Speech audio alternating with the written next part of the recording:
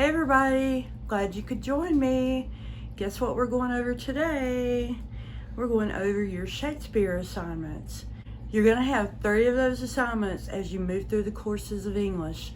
But first I thought we'd talk about William Shakespeare a little bit, and maybe that'll help us to understand a little bit more about his works. Then I would like to just quickly share some fun facts with you. So let's go ahead and jump into the assignment.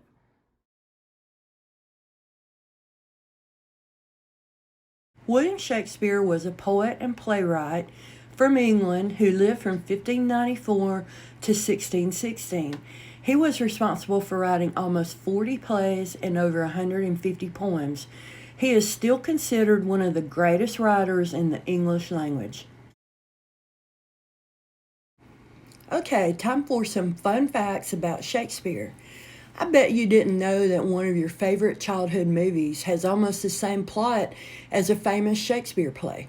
It's widely believed that the inspiration for the plot of the Disney movie The Lion King was Shakespeare's play Hamlet.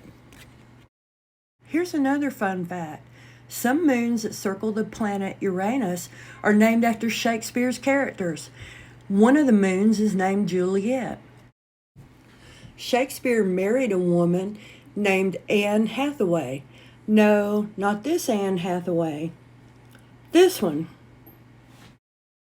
Now, this fact maybe isn't so fun, but suicide occurs 13 times in his plays. Unfortunately, suicide was even common back in Shakespeare's times. Going back to yesterday's poetry video, we talked about figurative language. Did you know that today when we use figures of speech in our conversations, we're actually quoting Shakespeare? Shakespeare loved to play with words and their meanings. Here are some examples of phrases that he came up with that we still use today. Wild goose chase, good riddance, lie low, forever and a day.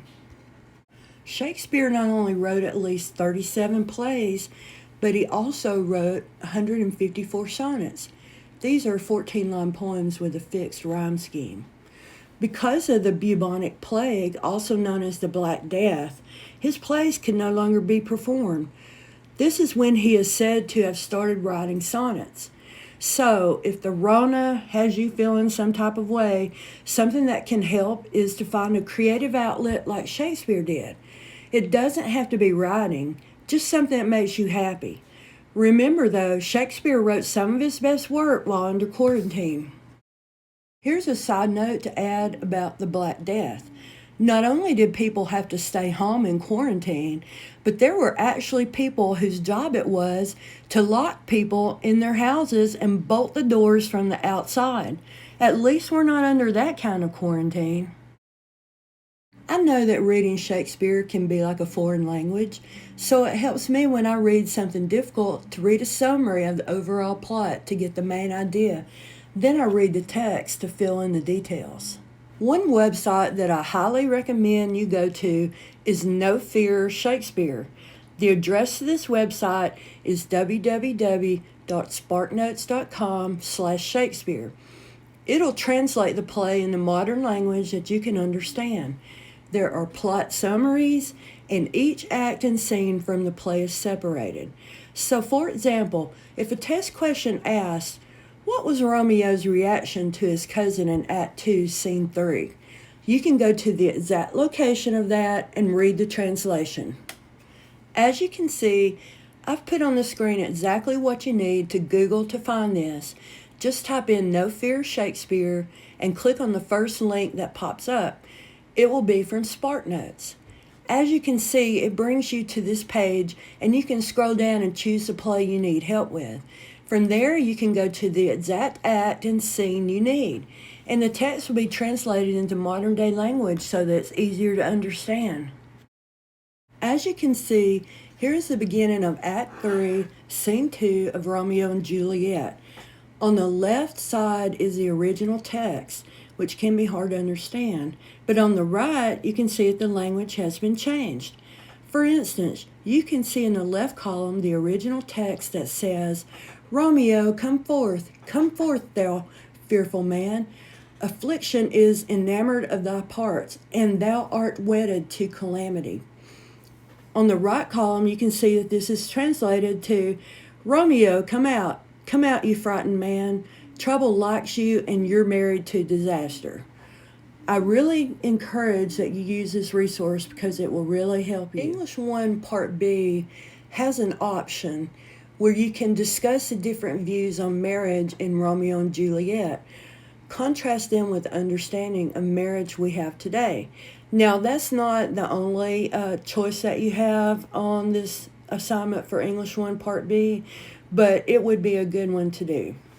In English 2 Part B, you have an assignment on the tragedy of Julius Caesar, of course by Shakespeare, and you have 3 choices that you can do about the play.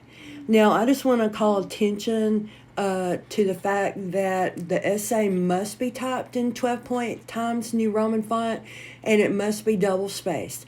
And they mention this twice in the directions, so this is very important to do. Get it cut. In English 4, you'll have the Macbeth assignment. Now, I couldn't pull up the directions on this assignment, but you can, and be sure to read those directions thoroughly. And as always, on all assignments, pull up that student rubric so you can see how your paper is graded. Thank you for joining me today. I really appreciate it. I miss y'all a whole lot and can't wait to get back in the classroom.